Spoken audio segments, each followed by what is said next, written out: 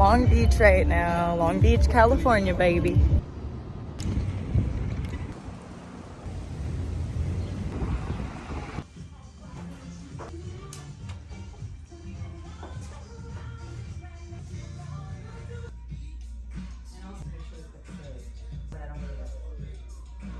We are 3 women. Yes, 3 women. We'd like to say the third woman is everyone we've had the pleasure of working with. I'm Natalie Mumford. Crystal early, and then this became a workspace, so not a retail shop anymore, but a place where we work and have appointments. Yeah, what is Our this? Selection of vintage textiles that we have currently, and then also on the shelves behind you. We make our ready-to-wear collection from these pieces and also our custom clothing. This one we just got from our seamstress. It's so cute, 1960s woven tulip print set. So halter and shorts, and this is like 1950s corduroy, the same thing. It also comes with a matching jacket. The Cocoa Rose vintage rice bag. And this is a very special piece that I will talk about. Yeah, this textile is pretty wild. So it's woven, it's from the 1920s to 30s. They're schnauzers. It's completely hand embroidered, right? But this background here is a mystery. As you can see, it's like 2 different colors, gray and red. And the back, you can't even see it on the back. You see the hand embroidery on the back. Yeah. So we don't know whether they hand picked it or they were weaving it around this stencil of a schnauzer. Yeah, it's like, how did they do that? Super incredible. And then there's like some hand crochet on the edging. This is 60s cut out lace. This is like a really, really special piece. Yeah, I love the green pop too. It's like it really sets it off. For sure. Yeah, this one's cool. We also do some like upcycling projects. So this one, these are antique redwork embroideries. Cute. Our friend Jessica Smith in Long Beach comes into the shop and sews some of these projects with us. Yeah, it's cute. Here. Oh my god, The days of the week. I love. It's Yeah. Canadian. Yeah, it's like a little like. It almost looks like it. Yeah. Oh yeah, rice bag on the back. And our latest collaboration with Jessica was this. Oh yeah, these are fun. Hand drawn, colored in. Yeah, these look like they're ready for festival season. Coming up. And I love all your little halters. Yeah, halter season is back. We did a lot of hanky halter tops with vintage hankies, but these are 1930s to 40s quilt blocks. So yeah, those are they're cool. all like hand stitched butterflies. Every one is different, so every print is different. That's and then really cute. We patched it on vintage dead stock fabric. And there's some that are silk. These are reversible, 1940s, mostly moon print, novelty prints. The other side, beautiful pink. Oh. Yeah. Oh, and your tags. Yeah, Wow, we hand those are stamp our own nice. labels from scrap fabric. So that's our logo. Yeah, that's really nice. So every label looks different. a little different. Yeah, no, I like that.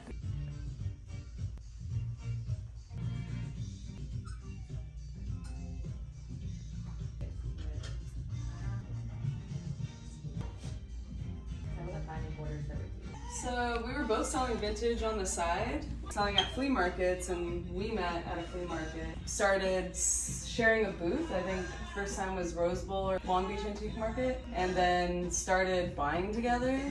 Then Crystal got word about the space opening up. Yeah, I was working across the street at my friend's plant shop. She's a really good friend of mine. As soon as it came on the market, she encouraged me to call the landlords, and I hadn't got the space.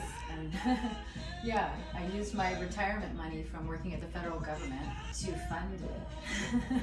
And I asked Natalie if she wanted to join in. I'm 3 women. I don't know exactly what that is, but vintage will be involved. And she said yes. So yeah, we started out vintage. About 6 months in, it evolved into clothing design from vintage textiles. Vintage also, I mean, we make clothing from vintage, so.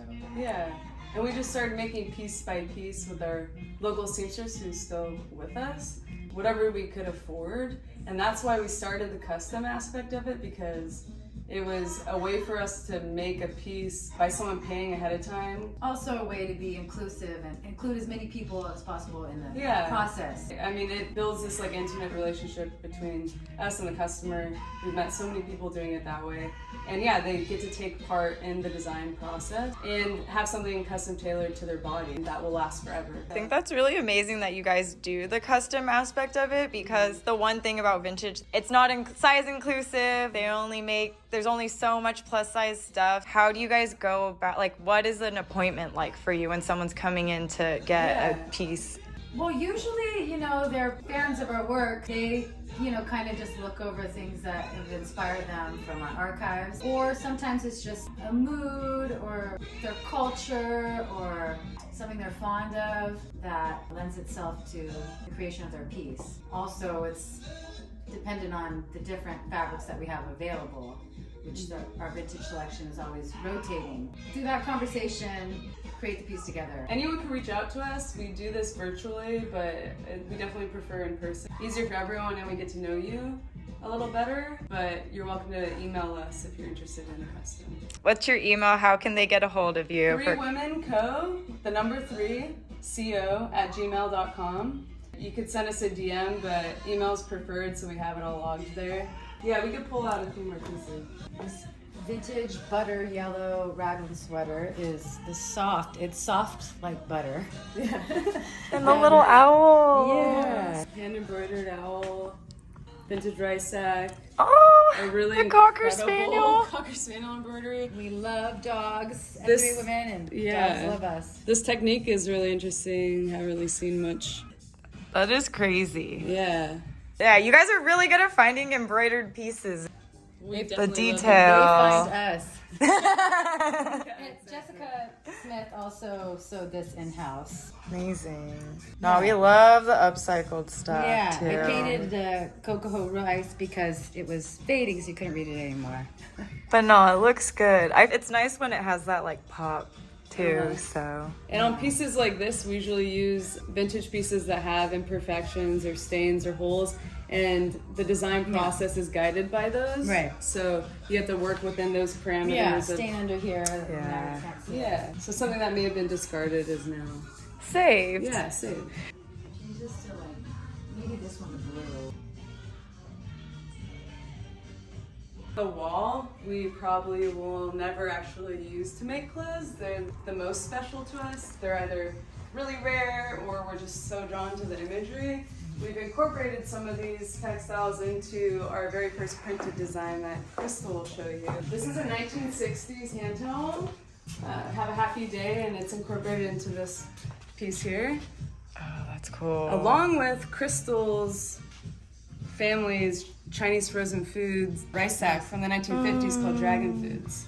And with this rice bag, we made our first design. That's so sweet. Yeah, very sentimental. So you could also see some of the other ones, like the Get Happy Feeds from probably the 1930s is also incorporated into this.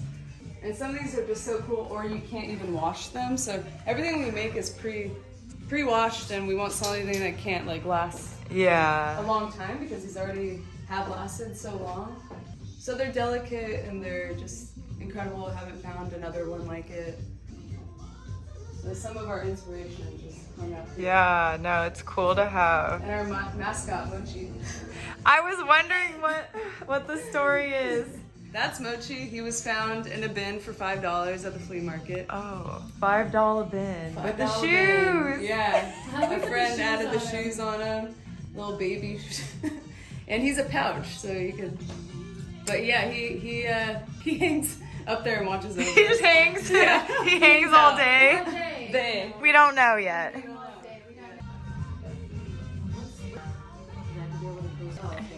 Right? Those are all our sacred scraps. This is what you need. If you are a sewer, you need this. And I feel like everyone has some kind of tomato on their desk.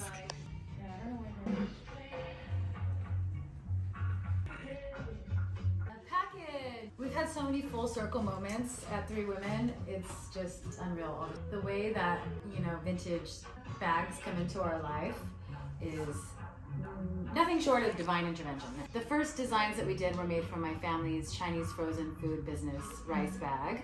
From the 1950s, the business was called Dragon Foods. And recently on eBay, I saw a Dragon Food sack. Emailed the seller on eBay, and a year ago, and just recently she got back to me and said, oh, thank you for sharing your story. I told her that this bag was actually a relic from my family's Chinese frozen food business, and that coincidentally I also make clothing from vintage rice bags, and I wanted to purchase this. And she just got back to me and said, wow, thanks for sharing your story with me. So cool. I'm also from Windsor, Ontario, Canada, and I'd love to give you the bags free, just pay shipping. So really cool. Yeah. So this is a fun Unboxing.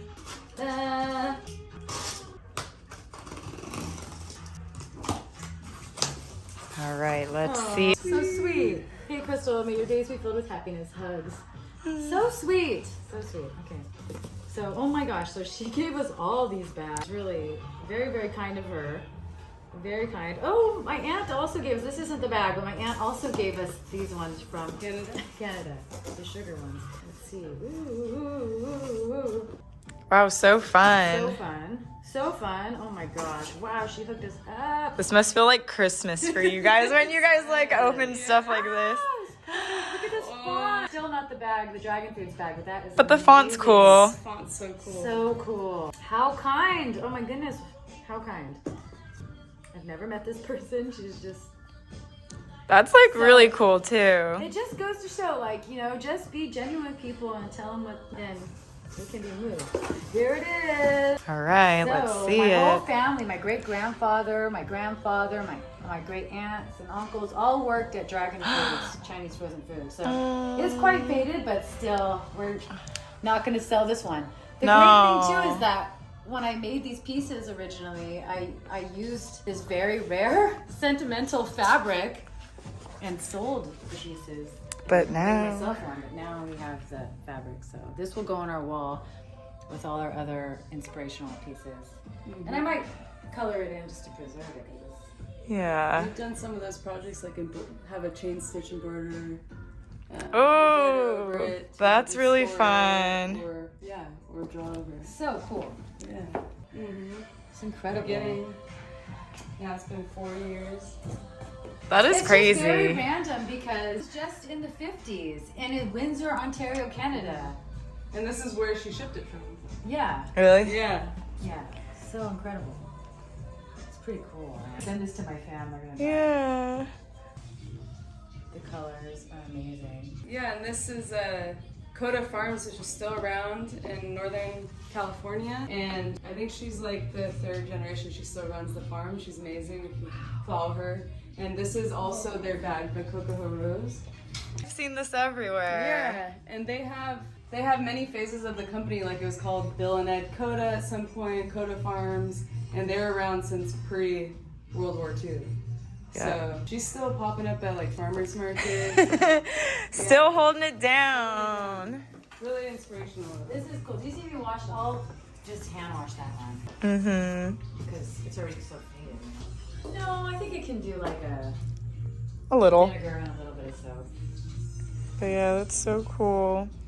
Follow us, 3 Women Co. on Instagram. Thanks for giving me the tour of your studio in the neighborhood. Excited. Thank you so much. All right, so just got home from visiting 3 women at their storefront in Long Beach. That was really cool. New things coming to Nostalgic Thread. Yeah, I don't know. You're gonna see a lot of sewing content on this channel soon. It's something that I've been procrastinating with. I think that's just what the new direction of where Nostalgic Threadz is headed is going to be more about. I mean, it's still going to be about vintage, but it's also going to add a lot of the upcycling element.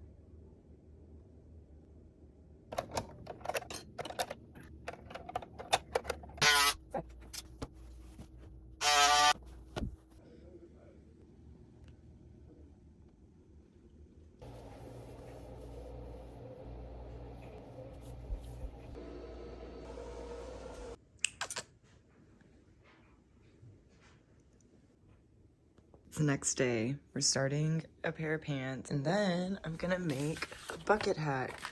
All right, so I cut out a pair of pants, and then here's the offcut of what was left over from the pants, and I'm gonna use that for the triangle top of the halters that I want to make. Yeah, I just want to kind of show how I'm trying to like use as much of all the materials that I use for sewing projects. Like I'm not trying to waste any of the scraps. I'm trying to turn into other things, like using the offcuts to kind of make other pieces, if that makes sense. But after I cut the pants out, I kind of folded it like that. Now I have this like thing to work with.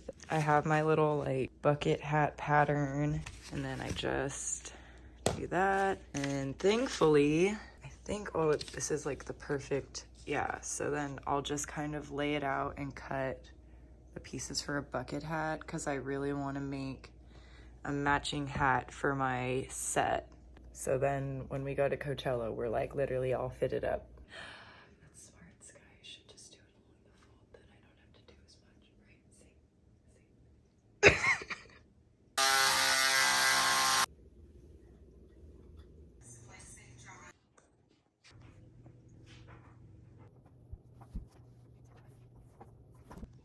right? Okay, so I assembled it inside out. I think I'm gonna cut some pockets to add, and then all I have to do is just sew up the edges. And since I think I want to try to wear them this weekend, I'm just gonna use a shoelace, because if you have cats, you probably keep all your extra shoelaces as toys for them. So that's the plan with those shorts. I always save all these little scrappies. Showed you guys last night, but this is like what I do with all the scraps. I'm gonna put them all into a box, and then as you know, when I get bored, I can just add patches onto little bucket hats that I'm working on, like this one, and I'm just kind of making it more of a habit. Work on a couple as I go out throughout my day, because bucket hats take a lot of time, so I just do it when I have time or I'm in a good mood, and I just kind of do it piece by piece.